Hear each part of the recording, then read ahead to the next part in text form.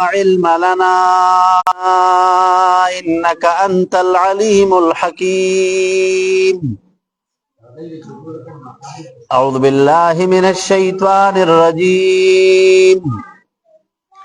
بسم الله الرحمن الرحيم. رب اشرح لي صدري ويسر لي أمري واحلل عقدة من لساني يفقه قولي. ربي زدني علما. درود پاک پہ شوق سر ہوئی.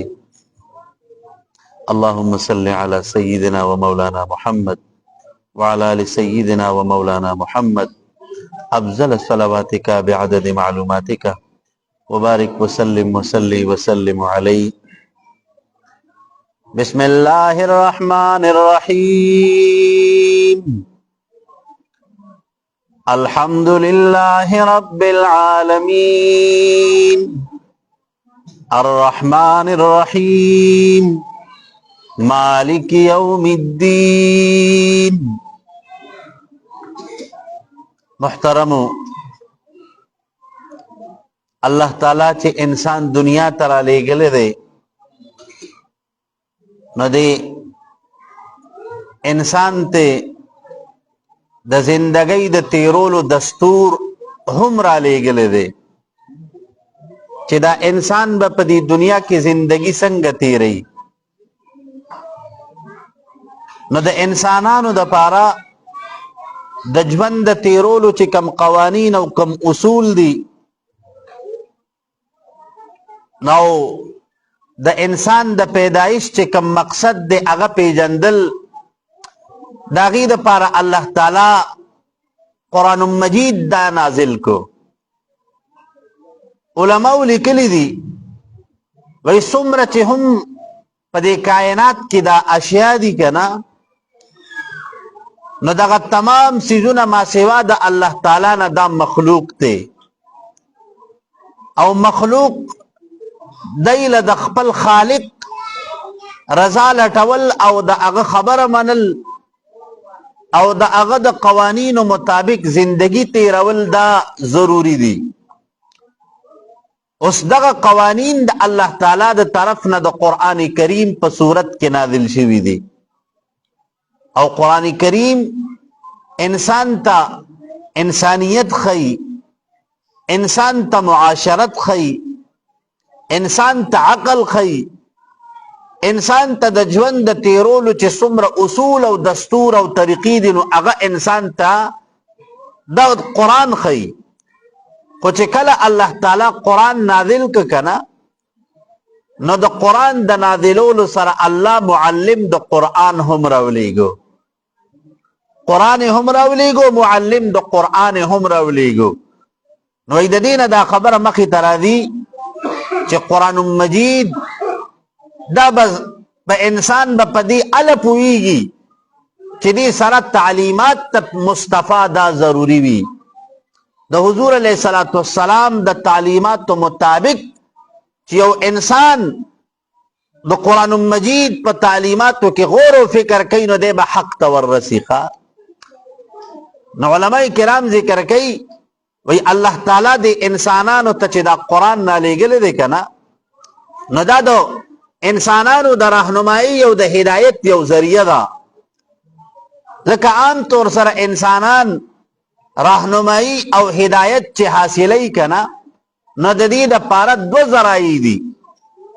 یو ذریعه د عقل او دویمه ذریعه دا وحی. نو عقل چې کوم نه هغه دا ناقص دی، د انسان عقل دا محدود دی، په عقل کې نقصان راتلی شي. نو د دې انسانانو د رهنمایي دپاره د وحی رالیږل چې کوم نه هغه دا ضروري دی.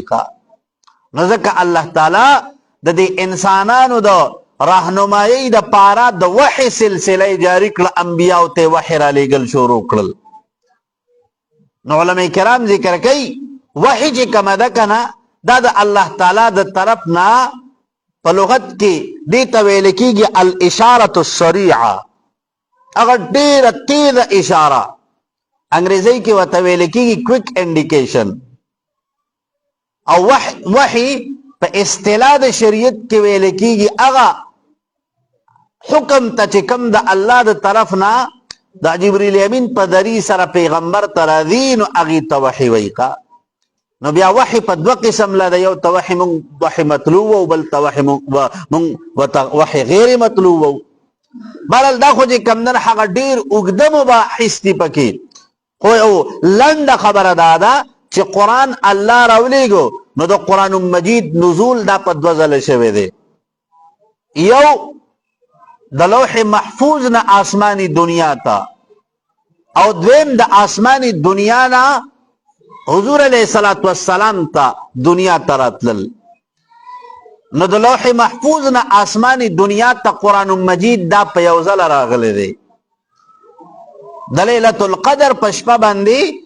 پورا قرآن مجید د لوح محفوظ نه الله آسمانی دنیا ته نازل کو، او بیا د آسمانی دنیا نه قرآن مجید د 23 سال چې کمدن هغه په دې زمانه کې لږ لږ حضور علیه الصلاۃ والسلام ته چې کمدن هغه نازل شوی دی. نو کله آیت نازل شوی، نو کله پوره صورت نازل شوی، نو کله 2 آیتونه نازل شوی، نو کله رکوع نازل شوی. د وخت د تقاضا مطابق الله د قرآن مجید نزول کړی دی. نو علما ذکر کوي وای حضور علیه الصلاۃ والسلام ته چې کله نبوت ملاو شو کنه، نو حضور علیه الصلاۃ والسلام دغه ټیم کې په غار حرا کې تشریف فرماو. غار حرا کې تشریف فرماو. حضور علیه الصلاۃ والسلام د نبوت ته ملاوېدو نه مخکې عبادت پې کو، او هغه عبادت چې کوم وکنه نو دا به په طریقې د حضرت ابراهیم علیه السلام سره وکړه. حضور علیه السلام به عبادت کو خود د حضرت ابراهیم علیه السلام د شریعت مطابق. نو علما ذکر کوي حضور به په ورځو باندې چې کوم نن هغه په غار حرا کې به په خلوت کې عبادت کو. یو ځلې حضور تشریف فرماو په غار حرا کې، نو جبرئیل امین ناله حضور علیه السلام ته وی اقرا الولا. نو حضور علیه السلام ته ما انا بقارئ زه خو لستون کې نیم. نو حضور فرمایي وی جبرئیل امین زه چې کوم نن هغه ځان ته راجوق کړم او دومره زور راکه کنه چې وی زه ویریدم چرته څه نقصان راته راونه رسي. وی بیا یې پرېښودم، وی بیا یې راته وی چې اقرا الولا. ما ورته بیا وی چې ما انا بقارئ زه خو لستون کې نیم. نو وی بیا یې ځان ته راجوق کړم او خو زور یې راکو. نو وی چې زور یې راکه کنه، نو وی بیا وی ما سره بیا یره پیدا شوه چې د دې زور د وجې نه هسې نه درته څه تکلیف راته میلاو نه شي. نو وی چې بیا یې پرېښودم کنه، وی بیا یې راته وی چې اقرا. نو وی ما د دقې جبرئیل امین د دې زور د راکولو د وجې نه وی 3 ځلې چې کوم نن هغه د خپلې سینې ته یې راجوق کړم او زور به یې راکه. نو وی چې بیا یې پرېښودم کنه، نو بیا یې راته وی چې اقرا بسم ربک الذي خلق. د قرآن مجید د سوره علق د 15 آیتونه چې کوم نن په دغه ټیم کې د لومبنۍ وحي په ټیم کې نازل شوي وو. نو علما ذکر کوي وی حضور علیه السلام د غار حرا نه واپس کور ته را روان دی. نو چې کور ته راځي کنه، نو په لاره کې چې پورته آسمان ته خیال شو، نو دا جبرئیل امین د آسمان او د ځمکې په مابین کې په خلا کې یو مهیب او یو عظیم الشان جسامت والا فرشته په خپل اصل شکل کې ولیده. ٹھیک شو. نو علما ذکر کوي حضور علیه السلام چې کله کور ته تشریف راوړ کنه، نو بی بی خدیجه الکبرا چې کومه وکنه دغه ټیم کې د حضور علیه السلام په نکاح کې و. اما درته ویلو چې د بی بی خدیجه الکبرا د حضور سره چې نکاح کېدو، نو په دغه ټیم کې د بی بی خدیجه الکبرا عمر چې کوم نن هغه دا 40 سالو، او د حضور علیه السلام عمر مبارک چې کوم دن دغه ټیم کې 25 سالو کا. او حضور ته چې بیا کله نبوت ملاوېدو، نو په دغه ټیم کې د حضور عمر مبارک چې کوم دی کنه د 40 کالو کا. نو چې د حضور عمر مبارک 40 کالو نو د بیبي خدیجه الکبرى عمر چې کم نه هغه فکر ته رمز کیو باسي نو تقریبا 55 سال دا د بیبي خدیجه الکبرى عمر وکا. نو حضور علیه الصلاۃ والسلام چې کله کور تراله کنه نو بیبي خدیجه الکبرى ته وی زملونی په ما باندې صادر راوچو. بیبي خدیجه الکبرى چې ورته دا سیو قتل کنه اې دا الله حبیبا په پتا سو باندې چې دا کم آثار دي دا خدای یری آثار دي دا خدای یری آثار دي. نو حضور علیه الصلاۃ والسلام متا هغه ټول حالات بیان کړل چې دغه څه کار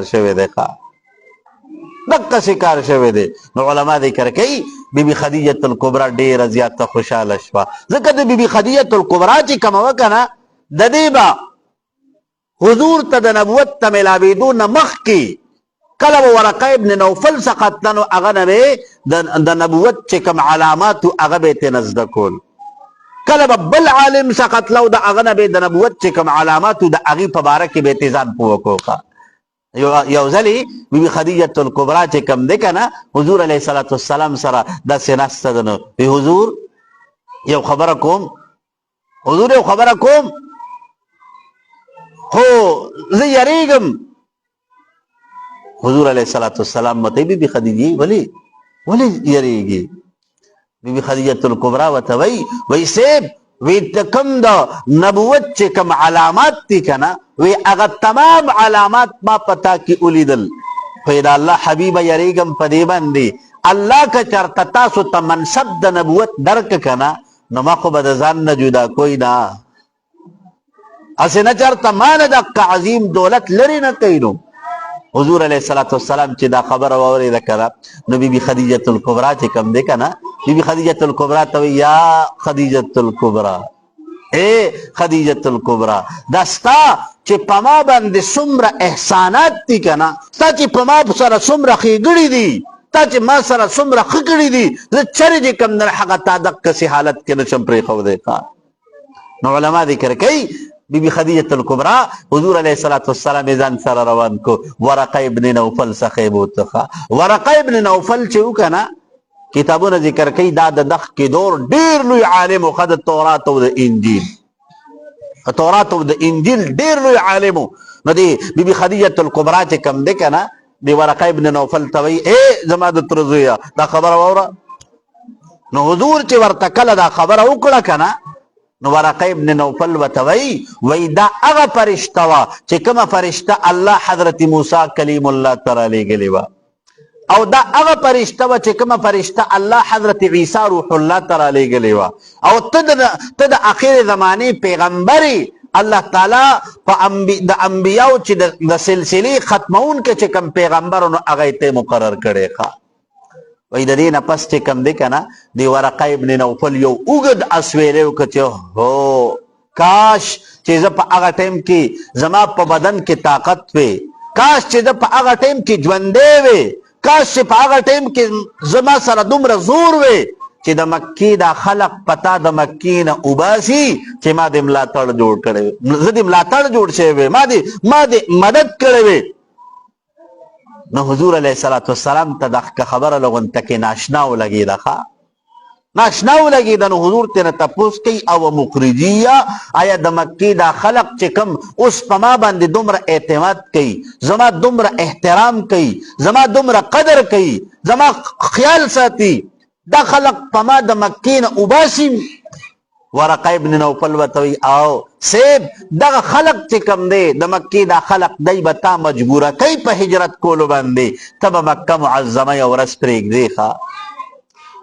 ٹھیک شوه. نو علما کرام ذکر کوي وایي دغه وخت نه چې کم نه هغه وحي سلسله د وحي چې کم نه هغه شروع شوه. نو علما کرام ذکر کوي ابتدا کې یو وحي یو څو ځله چې وحي راله کنه نو بیا وحي بند شوه وحي بند شو نو تقریبا 15 ورځې چې کم نه هغه دا وحي بند وا. خو بهرحال هغه وخت کې چې کم نه هغه تفصیل سره درته خبره بیانوم خو ابتدایي د قرآن مجید چې کم وحي کم ابتدایي وحي راغلی وا هغې کې 15 سورتونه د سوره علق چې کم ابتدایي دي نو هغه نازل شوي وو. ٹھیک شو دا خو نزول د قرآن اوس جمع د قرآن مجید علما ذکر کوي وای ابتدا د اسلام کې چې کم دی کنه ابتدا د اسلام کې صحابه کرام چې قران بنازلېدو نو حضور علیه الصلاۃ والسلام به صحابه کرام ته قران خودو نو هغه به یادو چا به ځان له چې کمنر هغه قران په لرګي باندې لیکو چا به پس باندې لیکو چا به په ګټو باندې لیکو چا به چې کمنر هغه پس سیز باندې چا پس سیز باندې او علما ذکر کوي کنه وای د کټیم کې دا صحابه کرام ټول چې کمنر هغه د قران مجید حفظ کون کې هر سړی ته قران یادو هر سړی ته قران یادو ځکه علما ذکر کوي کنه وای د قران مجید د ټولو نه اولنې چې کوم حافظو نو دا جناب محمد رسول الله صلی الله علیه وسلم بذات خود دخا ویږي او بیا د اغین رستو علما ذکر کوي وای چې کله جنگ یمامه وشو کنه او تقریبا 60,000 قراج کمدن حق پدی کې شهیدان شو کنه نو حضرت ابوبکر صاحب سره غم پیدا شو وی څه دی وی کدک څه پدی ګڼ شمار کې موږ نه دا قرا د حافظان ذکر نه وی د قران اکثره حساب زموږ نه ضایع شي نو دا علما ذکر کوي د ابوبکر صدیق په دور کې چې کمدن حق یو کمیټي جوړه شو او د هغه کمیټي امیر جوړ شو حضرت زید ابن ثابت رضی الله عنه چې دا سو د حضور علیه الصلاۃ والسلام د وحی لیکون کې وخا د دغه کمیټي امیر جوړ شو چې دای بس کوي د قران مجید جمع بکینو نو دغه ټیم کې د قران مجید جمع اوشوا د دین رستو د حضرت عثمان ذی النورین په دور کې حضرت عثمان ذی النورین په دور کې بیا چې کم دی جمع د قران مجید شوی دا نو دغه ترتیب مصحفی او ترتیب عثماني ویل کیږي ښا ٹھیک شو دغه ترتیب مصحفی او ترتیب عثماني ویل کیږي دا موجوده چې کوم نسخه زمونږه ستاسو مخې ته پرته ده کنه نو په دې ترتیب سره دا د حضرت عثمان ذی النورین رضی الله عنه په دور کې دا چې کوم نه حق جمع کړی شوی دی او حضرت عثمان سے چې کله چې کوم نه حق په دې صورت کې د قران مجید جمع وکړه کنه وای د دې شپږ نسخې تیار کړې ٹھیک شو یو نسخه چې کوم نه حق مصر ته ولېګله بل شام ته ولېګله ٹھیک شو د قصې په دې اطراف د عالم کې چې کوم نه کنه دا نسخې خوري کړې او یو نسخه د خپل ځان د تلاوت لپاره چې کوم نه هغه پرې خو دا نو ننم د دې استنبول د ترکی په دې میوزیم کې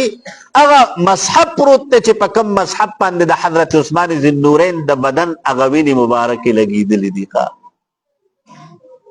ٹھیک شو هغه مصحف اوس هم موجود دی په میوزیم کې نو بهرحال عرض به ستاسو خدمت کې دا کو چې جمع د قران مجید شوی دا د حضرت عثمان ذی النورین په دور کې ابتداء چې کوم نه د حضرت ابوبکر صاحب په دور کې چې کوم نه قران مجید دا جمع کړی شوی دی ٹھیک شو جی نو بیا علماء کرام ذکر کوي د حضور علیه الصلاۃ والسلام دا خو نزول د قران او شو نو حضور علیه الصلاۃ والسلام تفسیر او وضاحت د قران مجید کړی دی نو د قران مجید چې کوم تفسیر دی کنه نو مونږ د دې لپاره څلور مرتبه ذکر کوو لومبه مونږ تفسیر القرآن بالقرآن قران مجید خپل چې کوم نه د قران تفسیر کوي ٹھیک شو بل قرآن تفسیر القرآن بالاحاديث د حضور علیه الصلاۃ والسلام په احادیث سره د قران تفسیر ٹھیک شو دریم نمبر تفسیر القرآن باقوال الصحابه د قران مجید تفسیر چې کوم نه هغه د صحابه کرامو په اقوال سره او څلورم تفسیر القرآن باقوال التابعین د تابعین په اقوال سره تفسیر کا پویږي تاسو دا خو چې کوم دی آسان خبرې دي نو تفسیر د قران علما ذکر کوي وای په دې کې دا درې چې کوم سورتونه دي کنه دا په اتفاق د امت سره چې کوم نه هغه دا په اتفاق د علما په اتفاق د امت سره دا مستند دي تفسیر القرآن بالقرآن تفسیر القرآن بالحديث تفسیر القرآن باقوال الصحابه پویږي تاسو نو علماء کرام ذکر کوي وای تفسیر د قران مجید تفسیر د دې په معنا باندې ځان پوه کول د دې په علوم باندې ځان پوه کول خو ګوره د عقل په بنیاد باندې نه بلکې سره د سلفونو چې کوم تفسیر مونږ ته منقول لې په هغه قواعد او په هغه بنیاد سره د قران مجید تفسیر د کول پکار دی او دا په د قران مجید په تفسیر کې د عقل نه او د خود ساخته خبرونه چې کوم نه د دینه بګوره ځان ساتو کا ځکه سره حدیث کې راځي من فسر برأيه، چې چا د قرآن مجید تفسیر په خپل رائے په خپل سوچ سره وکړه نو فلیتبوأ مقعده من النار، ځان له په جهنم کې ټکانه جوړ کړه. نو د قرآن تفسیر به ګوره په خپل رائے په خپل سوچ سره نه کوو. پوهیږئ تاسو؟ نو علماء کرام ذکر کوي د قرآن مجید تفسیر چې څنګه د مونږ د اسلافو نه منقول له په هغه دستور او په هغه طریقې سره تفسیر د قرآن مجید کول پکار دي. خجی بسم الله الرحمن الرحیم. قرآن مجید مشتمل دی په 14 سلو سورتونو باندې، خو په دې 14 سلو سورتونو کې ابتدا چې کړې ده کنه نو دا په سورت فاتحه سره کړې ده. نو په سورت فاتحه سره ولې ابتدا کړې ده، بل سورت ولې نه راړو؟ ځکه د دې سورت فاتحه نه مخکې خو نور سورتونه نازل شوي دي کنه. ٹھیک شو؟ سورت فاتحه نه مخکې حالانکه د قرآن مجید چې کوم لومبه آیتونه لومبه سورت نازل شوی نو هغه ولې په اول کې نه راړو؟ نو علما ذکر کوي وای د سورت فاتحه په اول کې د ذکر کول وجه دا ده چې د جمله قرآن مجید څومره مضامین چې دي هغه په سورت فاتحه کې موجود دي. څومره چې د قرآن مجید مضامین دي کنه نو هغه په سورت فاتحه کې دي. او سورت فاتحه د جمله قرآن پاک ته پارا په منزله د اجمال ده، او اجمال مقدم وي د تفصیل نه. اجمال مخکې وي د تفصیل نه. نو علماء کرام ذکر کوي وای سورت فاتحه چې کوم مضامین مخکې په پوره قرآن کې راځي کنه هغه تمام مضامین الله تعالی د طرف نه په دې سورت فاتحه کې نازل شوي دي. نو علما ذکر کوي حضور علیه الصلاۃ والسلام ارشاد فرمایي وای د دې عرش تلان دی یو ډیره لویه خزانه ده چې د هغې نه الله ماته یو څلور څیزونه راکړي دي چې هغه زمانه مخکې یو پیغمبر تم نه دي میلاو شوي. هغې کې یو څه دي؟ یو سورت فاتحه ده. یو سورت فاتحه ده، یو پکې چې کوم نه هغه آیت الکرسی ده. ٹھیک شو؟ نو علماء کرام ذکر کوي دا سورت فاتحه د الله تعالی د طرف نه یو لوی انعام دی. دریم پکې د سوره آل عمران اخرنی چې کوم 3 آیتونه دي لله ما فی السماوات هغه دي. نو علماء کرام ذکر کوي وای سورت فاتحه چې کوم دی کنه دا نازل شوی دی وروستو د مکی سورت ته وروستو هغه وخت کې نازل شوی چې کوم ټیم کې د موس هغه فرضیت رالی. خاجی نو د ترتیب جمعی په اعتبار سره بالکل لومبه نمبر صورت ته، او د ترتیب نزول په اعتبار سره 5م نمبر صورت ته. 5م نمبر صورت ته. خاجی بسم الله الرحمن الرحیم. بسم الله شروع کوم په نوم د الله تعالی الرحمن چې ډیر مهربان دی، الرحیم او ډیر رحم کوونکی دی. نو علماء کرام ذکر کوي الرحمن باعطاء الرساله والنبوه للنبي، مهربانی د الله تعالی دا چې پیغمبر علیه الصلاۃ والسلام ته نبوت او رسالت ورکو. او بل الرحیم په دې مؤمنانو باندې رحم کوونکی دی باعطاء الايمان چې ایمان یې ته ورکړی دی. ځکه ایمان ملاویدل دا د الله تعالی په توفیق د الله په فضل باندې کیږي. ګوره د الله په انتخاب باندې انسان ته ایمان ملاویږي. ایمان ګوره په خپل مهنت په خپل کوشش په خپل مشقت باندې نشي حاصلولی. ٹھیک شو؟ نو د ایمان حصول دا د الله تعالی په انتخاب باندې. ځکه په دې انسان نن که په دې دنیا کې موږ وګورو کنه نو تقریبا 108 اربه انسانان په دې روی زمین باندې دي. 108 اربه انسانان دي په دې روی زمین باندې. خو په دې کې مسلمانان چې کم دي کنه مسلمانان څه تقریبا 2.5 اربه په دې کې مسلمانان دي. 2.5 اربه چې کم نه په دې کې مسلمانان دي. او دا د ایمان د پاره چې کم خلق دي نو د دې انتخاب الله ګوره د مخکې نه کړی دی. او د ځان نه نوم حدیث ته مشکات شریف ته په کتاب المقادیر کې حدیث ته مشکات شریف جلد اول حضور فرمایي کنه وای الله تعالی چې کله حضرت آدم علیه السلام پیدا کړه نو د حضرت آدم علیه السلام په دې شا باندې خپل دست قدرت راخ کو. نو دا چې څومره انسانان به دې دنیا ته راځي که نه، نو دا تمام ورته الله تعالی دا تمام ورته الله اخودل، د دوی دا ارواح ورته اخودل. نو په دې کې داسې وو، څه پکې داسې وو چې هغه څه وو، هغه نوراني چهرو والا وو، څه پکې داسې وو چې د هغوی مخونه تور وو، د چا په سرونو باندې پکې تاجونه وو. نو حضرت آدم علیه السلام د الله نه تپوس کوي، یا رب ما هذا، الله دا څه دي، الله دا څه دي؟ الله تعالی ورته وی آدم دا ستا اولاد دی، ستا په دغه اولاد باندې به الله تعالی دا دنیا آبادوي. نو حضرت آدم علیه السلام تپوس کوي، الله زما په دې اولاد کې د دې بعضې انسانانو مخونه خو نوراني دي او د بعضې انسانانو دا مخونه تور ولي دي. نو جواب ملاو شه آدم چې د چا دا مخونه نورانی دي که نه، وی د دی انتخاب مې کړی د ایمان د پاره دا به مؤمنانی، او چې د چا مخونه تور دي که نه، نو دا کافر دي، دی ته به ایمان نه ورکوم، دا به د کفر په حالت کې د دنیا نه ځي. او چې د چا په دې سرونو باندې دا تاجونه دي که نه، وی دا به پکې انبیا رالیږم. نو مطلب دا دی چې به اعطاء الایمان، نو د ایمان د پاره الله انتخاب کړی دی چې دا سړی د ایمان قابل دی، دته ایمان ورکوم. نو د الله انتخاب، نو علما ذکر کوي وای مؤمن د پاره دغه اعزاز کافي دی که نه چې الله دې منتخب کړی دی چې دی به مسلمان دی، به مؤمن دی، دته ایمان ورکوم. د مؤمن د پاره ګوره د دې نه لوی اعزاز بل نشي کېدی. ٹھیک شوه جي؟ ښه جي. الحمدللہ تمام تعریفنا خاص اللہ لردی. نو علماء ذکر کی مدعا دا، مدعا دا. نو علماء لکلی دی وی جملہ قرآن مجید چکم دے کنا دا مشتمل دے پسلور اسو بندے، پورا قرآن مجید مشتمل دے پسلور اسو بندے. یو عیسیٰ دا سورت فاتحین واخلتر سورہ الانعام پورے، دویم عیسیٰ چکم دا کنا د سورہ الانعام نواله تر سورہ کهف پورې، او دریم عیسی چې کم دی کنه د سورہ کهف نواله تر سورۃ سبا پورې، او څلورم عیسی د قرآن مجید د سورہ سبا نواله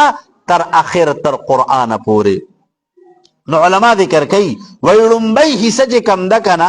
لومبی حصہ د قرآن مجید پاغي کې خالقیت د باری تعالی ذکر کیږي، خالقیت د باری تعالی. دویم حصہ د قرآن مجید پا اغی کی ربوبیت تباری تعالی ذکر کیگی، ربوبیت تباری تعالی ذکر کیگی. دریم حصہ چه کم دا کنا د قرآن مجید چه کم د سورہ کہف نواله تر سورت سبا پورے پا اغی کی برکت ذکر کیگی. او سلورم حصہ د سورہ سبا نواخلا تر آخر تر قرآن پورے پدے کے احوال د قیامت ذکر کیگی. ٹھیک شوا؟ نو سلور حصے د قرآن مجید چې کم دی د قرآن مشتمل دی په سلور حصو باندې، او سورت فاتحه هم چې کم دی هغه مشتمله ده په سلور حصو باندې. پوهیږئ تاسو؟ الحمدللہ تمام تعریفونه خاص الله لره دي،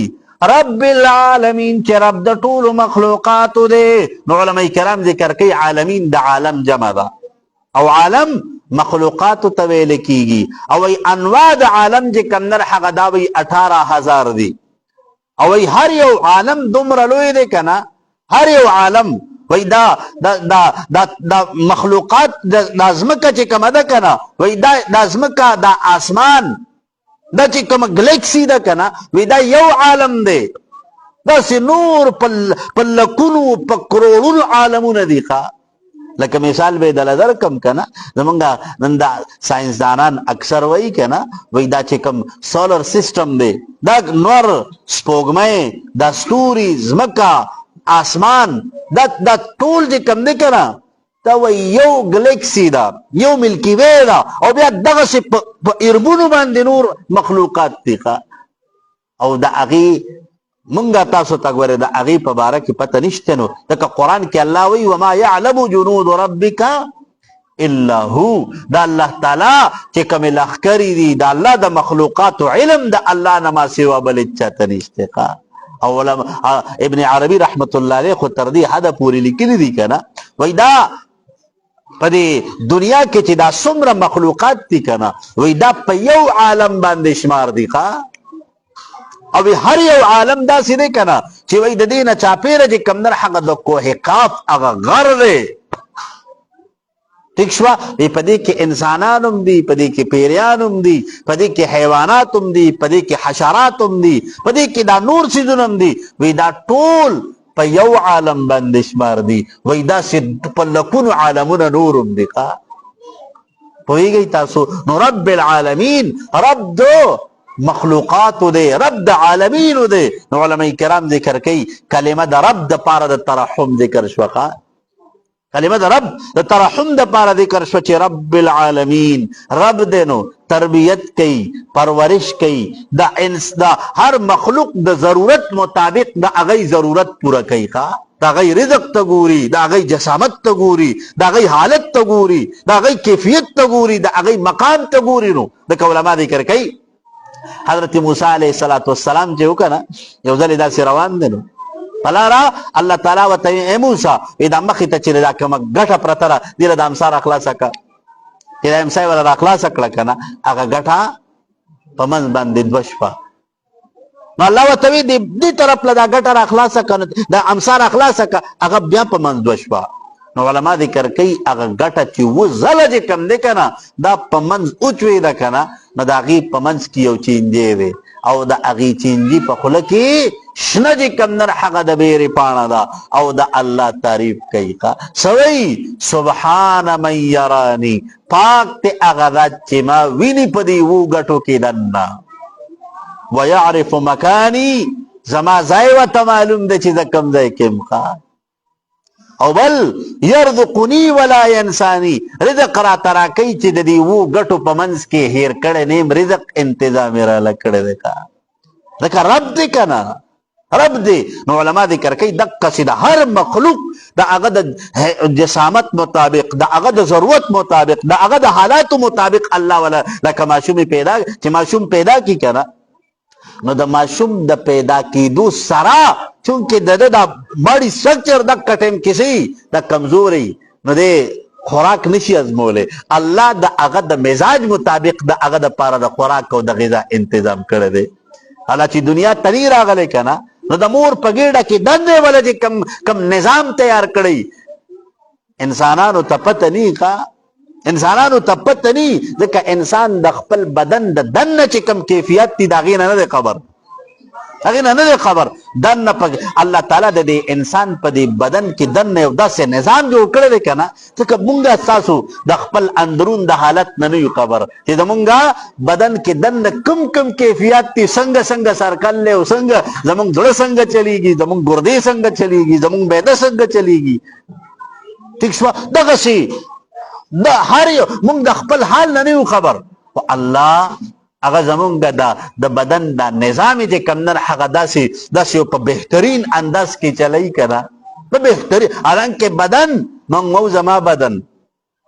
مونږ زما زړه مونږ زما دماغ مونږ زما سترګې حالانکه تی د دن نه خبر د اندرون د کیفیت نه خبر چې دا څنګه چلیږي د دې کیفیت څنګه دی. الله ستاد اغید زری زری نه خبردار دی ولی رب دې کا رب دې. نو علماء کرام ذکر کوي رب العالمین د مخلوقات رب دې د عالمین رب دې د صرف دا یو نوی چې د انسانانو رب دې نه د هر مخلوق رب ګوره الله کا خجی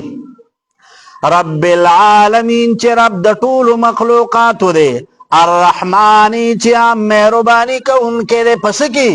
په دنیا کې په مؤمنانو باندې په کافرانو باندې الرحیم او خاص مهرباني کوونکی دی په آخرت کې پچا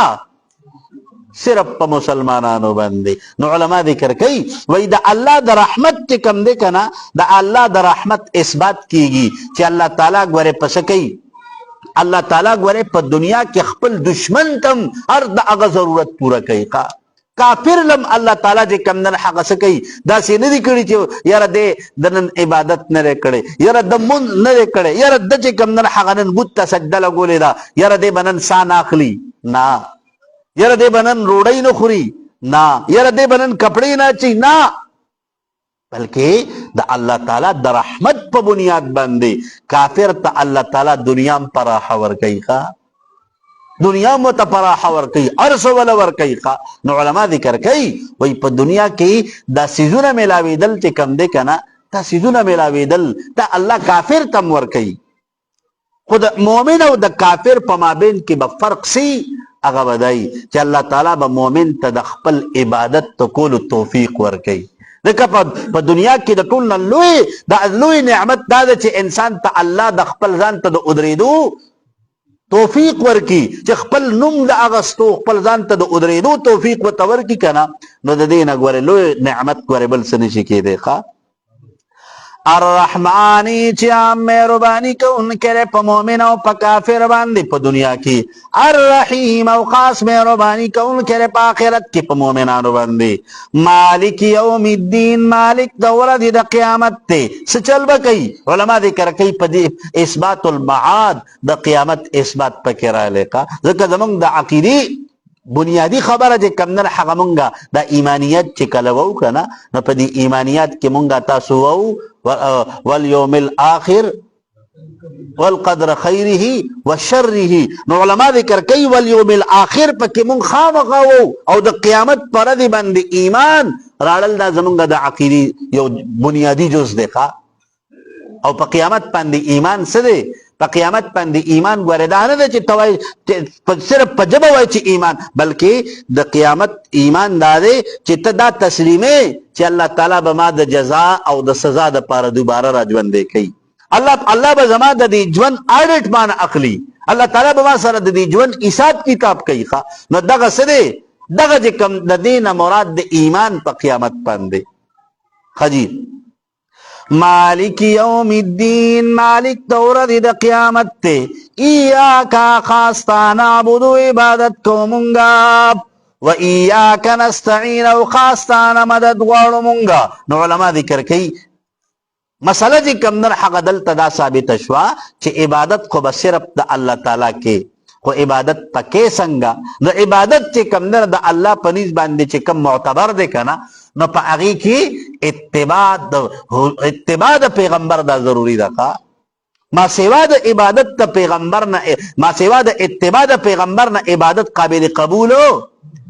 نه دی عبادت په اعلی قابل قبول وي چې سي د پیغمبر د طریقې مطابق وي او چې د پیغمبر د طریقې نه هټ کر لګیای کنه نو کتا پکې ډېر ځان ستړی کړی دی خو دا ته څه فایده نه درکوي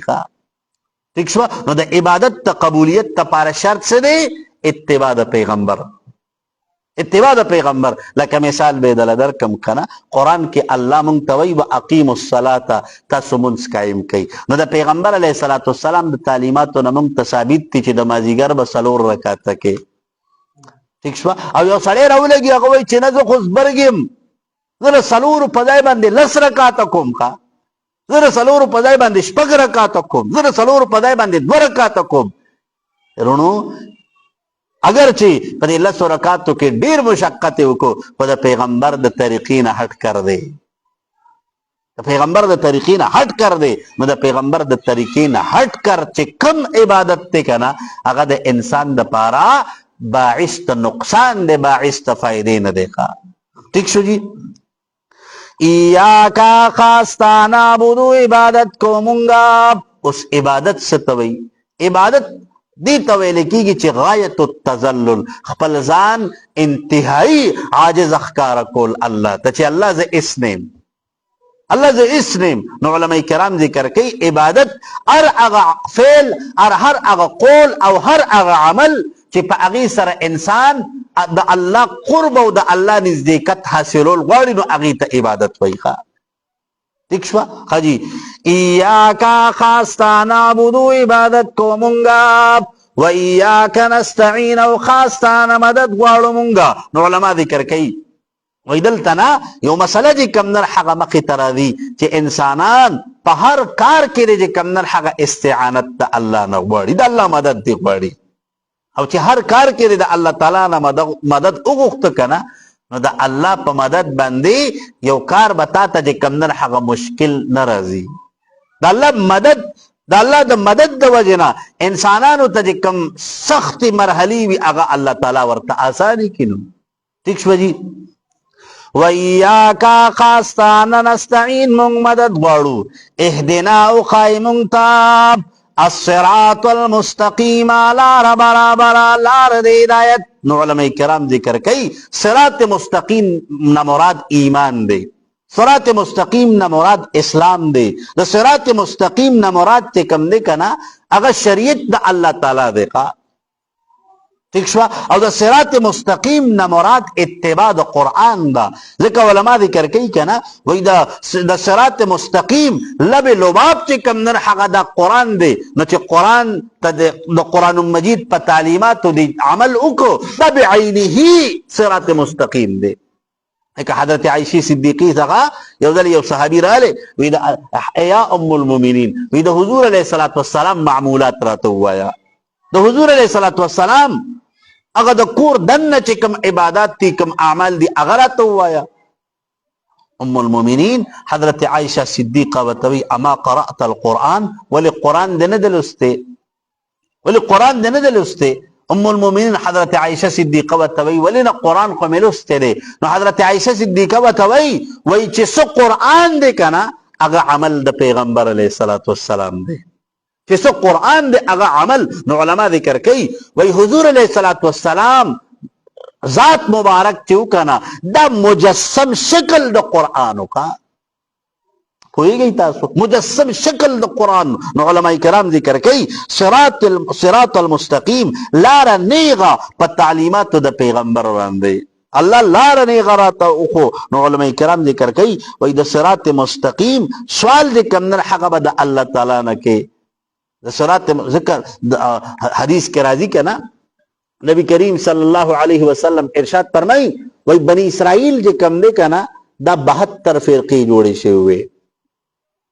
72 فرقې او زما امت چې کم دی کنه دی به 73 فرقې جوړیږي او په دې 73 فرقو کې به یو فرقه چې کم دی کنه هغه به نجات والی او 72 فرقې چې کم نه هغه دا بناری وي 72 فرقې بناری وي. نو بیا کوم فرقه به کم نه هغه نجات والی. نو حضور فرمای ما انا علیه و اصحابی چې زه او زما پیغمبر زه او زما صحابه چې په کومه لار او په کومه طریقه باندې دي کنه وای بس دغه راه نجات ته نو او د دې نه علاوه چې څومره دي کنه هغه ټول فرقې ناری دي. نو علماء کرام ذکر کوي باقي کې مختلف فرقې څوک چې کم نه یو فرقه پکې قدریه ده نو یو فرقه پکې جبریه ده نو یو فرقه پکې مجسمه ده نو یو فرقه پکې معتزله ده. تقریبا د دنیا فرقې دي د دنیا فرقې دي هغه لګیا دي هر یو فرقه خپل ځان ته نسبت ته حق کوي نسبت ته صراط مستقیم کوي. هر فرقه چې کم نه هغه خپل ځان د متبع د پیغمبر متبع د قرآن او متبع د سنت ګڼي خو حقیقت کې هغه متبع د قرآن او د سنت نه ګوري. ٹھیک شو نو اهدنا الصراط المستقیم الله خای مونږ ته روان کې مونږ په صراط مستقیم باندې چې کملار تا ته رسیدو والا ده چې کملار دې کم نه هغه ستار رضا مونږ ته حاصلې چې په کملار باندې مونږ ته حاصلېږي. خجی اهدنا الصراط المستقیم او خای مونږ ته لار د هدایت لار نیغاب. نو علما ذکر کوي هدایت ستوي. نو هدایت چې کم دی کنه بیا مونږه د دې دو معنی کو یو مونږه معنا کو اراءة الطريق او بل معنی کو مونږه ایصال الى المطلوب تینا مراد دی. دو معنی دي. نو بیا د دې متعلق بیا څوک داغه کوي چې اهدنا الصراط المستقیم الله مونږ ته صراط مستقیم هدایت وکړو. ٹھیک شو نو سو چې د صراط مستقیم هدایت ترته الله تعالی وکي کنه نو د صراط مستقیم د هدایت توجنا د دې نور غلطو او د دې ګډ وډو چې کملاري دي د اغینه به الله تعالی ته محفوظ او ساتي. لکه روایت کې راځي نبی کریم صلی الله علیه وسلم ارشاد فرمایي کنه وای د دې اسلام مثال پشان د اغه لارې دی کنه چې د اغه لارې نه یو خوا بل خوا دې کم دی کنه هغه کلاو دروازې وي او په هر یوه دروازه باندې څه دی هغه خسته پردې لګېدلې وي خسته پردې او دغه یو لار سیده ده نو وی چې کما د دې لارې نه دا کمی دروازې چې دي کنه او خيسته پردې په لګېدلې دي وی دغه لارې نه چې څوک هم په دې دروازه باندې ور داخل شو بس دغه صدا دغه د گمراهۍ او د ضلالت لار ده چې هر طرف ته او ها دا چې سیده لار اختیار کړه کنه وی دغه سیده لار دا الله ته د رسیدو والا ده دا سیده لار دا د انسان د پاره د فلاح او د کامیابی والا لار ده خجی اهدنا الصراط المستقيم او قائم تلارني غاب صراط الذين لار د اغه خلق نو علما ذکر کوي وای دلتنا تفسیر د قرآن په قرآن سره کوي چې کملار د دې صراط مستقیم چرته یو مثال شته کما د صراط مستقیم کملار نو علماء کرام ذکر کوي مخکرا دی ورپسې صراط الذين لار د هغه خلقو انعمت علیهم چې تا انعام کړی په هغې باندې چې څه دی چې خپل انعام دی پې کړی دی بنعمت الهدایت د هدایت هغه نعمت دی ورته ورکړی دی او بیا قرآن مجید د دې تفسیر په خپل باندې کوي چې دا منعوم علیهم کم خلق دي کم خلق داسې دي چې په هغې باندې د الله ر طرف نه انعام کړی شوی دی هغه څه دی اولئک الذین انعم الله علیهم من النبیین والصدیقین والشهداء والصالحین وحسن اولئک رفیقا وای دغه تینا مراد دی نو انبیاء دی صدیقین دی شهدا دی صالحین دی دغه منعوم علیهم خلق تخا غیر المغضوب ندعای خلق لار چا عذاب کړی شوی دی علیهم په دې باندې مطلب تینا یهود دی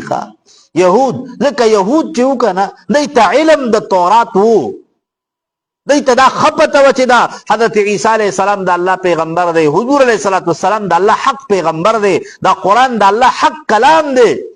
او د هغې نه باوجود دغه یهود بچو په دې خپلو شرارتونو کې په دې خپلو ارامتوبونو کې په دې خپلو نافرمانو کې به د حد نه سیوا به تېروتل او مغضوب علیهم ورته په دې بنیاد باندې ویل کېږي چې په قرآن مجید کې کوم واقعات چې د اقوام معذبه ذکر کېږي که نه نو په هغې کې اکثر څه دي اکثر پکې واقعات د دغه یهودو دي لکه علماء کرام ذکر کوي کنه الله تعالی وی سچل میں کو فارسلنا عليهم الطوفان والجراد والقمل والضفادع والدم آیات مفصلات اوس دغه تمام انواع د عذابونو چې راغلي دا پر يهودو باندې راغلي وکا ٹھیک شو او بل ورپسې بل نوع چې کوم راځي کنه چې واذ علمتم الذي نعتدوا منكم في السبت فقلنا لهم كونوا قردتن خاسئین دغم یهود ورقا نو علماء ذکر کوي وی انواع د عذابونو چې الله تعالی را لګیږي نو په دې کې اکثر سو د یهودو د خپل شرارتونو د وجنه الله تعالی په دې باندې عذابونه را لګیږي غیر المغضوب ندعای خلق لار چې عذاب کړی شوی دی علیهم په دې باندې نو د عذاب دراتلو وجه دا وه چې دوی به خپل ځان علما ګڼل او د دې علم د وجه نه سو د دې علم د وجه نه د الله نور مخلوقات ته دای ته به سوي دای ته به سپک قتل او نن د يهودو یو نظریه د ګورخه د دنیا څومره مذاهب چې دي کنه هغه دا نور خلق ځان سره په خپل مذهب کې چې کمنه دا قبلي خو يهود ګوره د خپل ځان نه علاوه نور څوک ګوره په يهودیت کې نه قبلي د يهودیت هغه مقام چې کمی کنه هغه غي نور کوي او بیا دا د یو مذهبي کتاب دی د هغه نوم دی تالمود دا د هغه یو کتاب دی او په هغه تالمود کې د کمنه هغه دا خبره لیکلې ده چې د يهودو نه ما سوا څومره چې انسانان دي کنه وی دا سدي دا انسانان نه دي دا وی د يهودو د خدمت لپاره لکه چې څنګه دا خرو زناور چې کم دی دا د انسانانو د خدمت لپاره پیدا دي کنه وای دک سدا نور انسانان د يهودو د خدمت لپاره پیدا دي او د دې خادمان دي او د دې نه وای چې دا يهود ته څنګه फायदा غستل غواړي کنه هغه غستې شي نن په دنیا کې چې کم دی کنه په دنیا کې د يهود خپل ځان علما غني او د دغه علم نه باوجود هغه لګیا دي په دنیا کې د ټولو نه زیات چې کم د شرارت ډک خلق ته کنه د الله د قوانینو مخالفت کوونکي او د الله مخلوق ته تکلیف رسونکي خلق چې کم دي کنه هغه يهود دي. ګوره ښا او په دنیا کې د ټولو نه زیات د مسلمانانو چې کم دشمنان دي کنه هغه ګوره يهود دي. ښا يهود چې کم دي هغه د مسلمانانو د ټولو نه زیات دشمنان دي. دغه قرآن مجید کې الله تعالی ارشاد فرمایي کنه چې لتجدن اشد الناس عداوه للذین آمنوا اليهود. ٹھیک شو څه دی چې په عالم کې د مسلمانانو د ټول نه زیات سخت دشمنی کوونکي چې کم نه هغه دا يهود دي. ولتجدن اقربهم موده للذین آمنوا قالوا انا نصارى. دقه سره دي قسيسين ورهبانا وانهم لا يستكبرون. اوس علما ذکر کوي کنه و يهود ته کم دي کنه د اسلام د ټول نه سخت د اسلام نه د انسانيت دشمنان دي. د انسانيت دشمنان دي او علما لیکلي دي و يهود هغه په هر وخت کې کم دي د انسانيت خلاف سازشونه کوي او د هر چا خلاف کوي. او چې چرتم يهود ور داخل شوي دي کنه هغه بغیر د شرارت نه د پرېخو دي.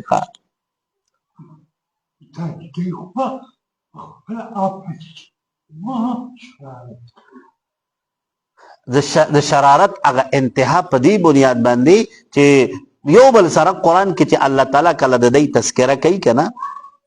د حضرت موسی علیه السلام د قوم هغه تذکره چې کوي نو سوي منهم 12 الله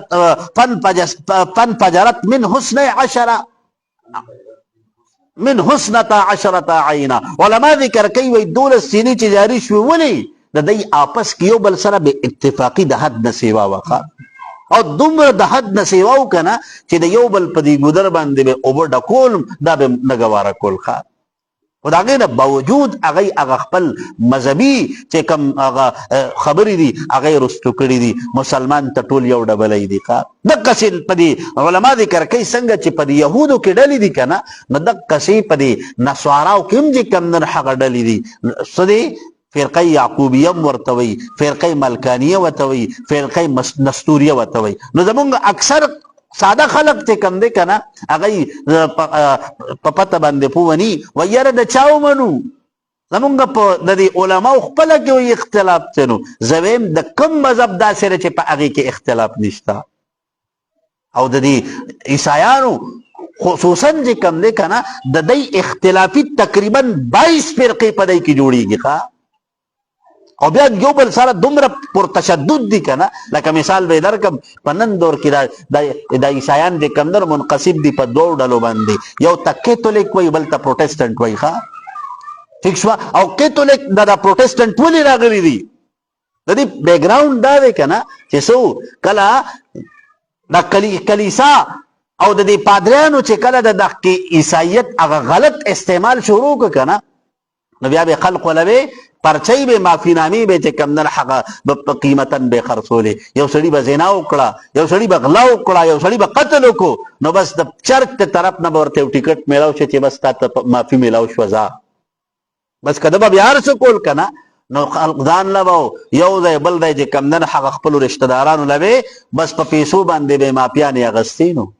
نو په دغه خلق چې و که نه نو په څه خلق داسې را پیدا شو یاره زمونږ په دې معاشره کې خو بګاړ پیدا کیږي. خلق چې کمدر هغه پی در پی جرایم کوي او بس په پیسو باندې ځان له معافي نامې اخلي. نو دغه تحریک چې راوچت شو نو د دې نه بنیاد د پروټسټنټ کېښودی څخه پوهېږئ تاسو. نو حاجي او کیتولیک دی پروټسټنټ. نو پروټسټنټ هغه دی چې کوم سي هغه د کلیسا نه چې کوم نه هغه د دې ګردو نه خپل ځان سایډ ته ساتي. دی وایي چې دا کلیسا او دا چې کومې ګردې دي که نه دا صرف او صرف د خلقو نه د پیسو د انکم یو ذریعه ده. نو بهرحال دا خو پکې په ضمن کې یو خبره راغله. خو ما عرض مې ستاسو خدمت کې دا کو چې یهود چې و که نه یهود دا د انسانیت دشمنان دي. المغضوب علیهم چې په چا باندې غضب کړی شوی دی. ولا الضالین او نه لار د ګمراهانو مطلب تېنه څوک دي؟ نسوارا تېنه مراد دي. نسوارا عیسایان تینا مراد دي ځکه دا نسوارا چې وکنه نه دا سدي دای چې کم دی با پخپل دومره پسکینو دی به د يهودو په دې خبره باندې به یقین کوخه نه چې بس يهودو به ورته کومه خبره کوله کومه خبره چې به ورته کوله دی به آمنا وصدقنا وي نو ځکه زموږ علما ذکر کوي کنه وای دا موجوده چې کم نصرانیت ته کنه وای دا ځان لا یو مذهب نه دی بلکې د دې د مذهبي حیثیت چې کم دی کنه د دې مذهبي حیثیت چې کم دی هغه یو يهودي دی دا هغه يهودي نوم د سنت فال ښا سنت فال دا یو يهودي ډېر اولېدو د حضرت عیسی علیه السلام هغه شریعت مکمل بدل کړه او دغه حمله غوړې دی په اسلام باندې هم کړي دا غوړې او د دغه حمله په صورت کې د دې کم ټیم کې چې د دې شیعو د بنیاد کې خو د کنه دا هغه حمله و چې کومه حمله دی په عیسایت باندې کړي وکړه ٹھیک شو نو علماء لیکلي دي ولد ضالین چونکه د نصارا سره خپل د مذهب څخه علم نو دی به د يهودو په دې خبره باندې به یقین کو نو علما ذکر کوي وی ولد ضالین او نه د گمراهانو خلقو چې هغه بے علمي خپل علم نه لري او د نور خلقنا هم د حق د اوریدو قوت پکې نه نو علما ذکر کوي وی د دې د سوره فاتحه اختتام چراله کنه یہ سورت فاتحی اختتام چرالے نو دو جملے ذکر شوی غیر المغضوب علیہم ولا الضالین وی د دین مراد دادے چه کم اہل علم دی نو اہل علم چه کم دی کنا اغی دا علم دی دا اللہ دا رضا دا حصول مقصود دی وگرزی خوا او چه کم بے علم خلق دی اغی دی زان دا دی علماء تابع جوڑ کی خوا علماء تابع جوڑ کی نو دقا بدا کامیابی و محور بھی صدق اللہ العظیم صدق رسوله النبی الکریم دعا کیجیے الحمد لله رب العالمين والعاقبة للمتقين والصلاة والسلام على أشرف الأنبياء والمرسلين محمد وآله وأصحابه أجمعين الطيبين الطاهرين الله زمون د ټولو دا ناسته قبول کا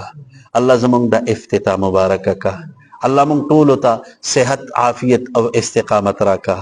الله تعالی بمونږ باندې د څومره چې هم د دوی تفسیر د ایام دي الله په خیر او عافیت سره په مونږ باندې تیرې کا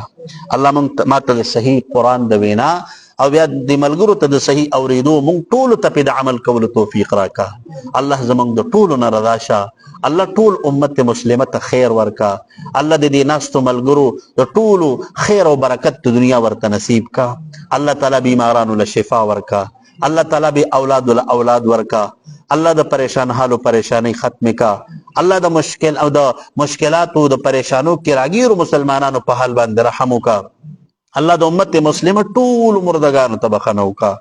الہ العالمین دا ناس ملګری څومره چې دي الله ټول خوشاله کا الله زمونږ دنیا مخسته کا الله اخرت هم مخسته کا الله مونږ په دنیا کې هم د ذلیل کېدو د خواریدو او د رسوا کېدو نه اوساته الله په آخرت کې مو هم د ذلیل کېدو د خواریدو د رسوا کېدو نه اوساته الله مونږ ته خپل رضا راکا الله مونږ ته د قرآن په تعلیماتو عمل کول آسان کا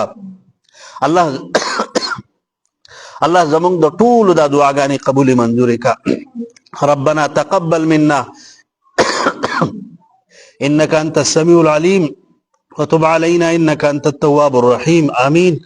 برحمتك يا ارحم الراحمين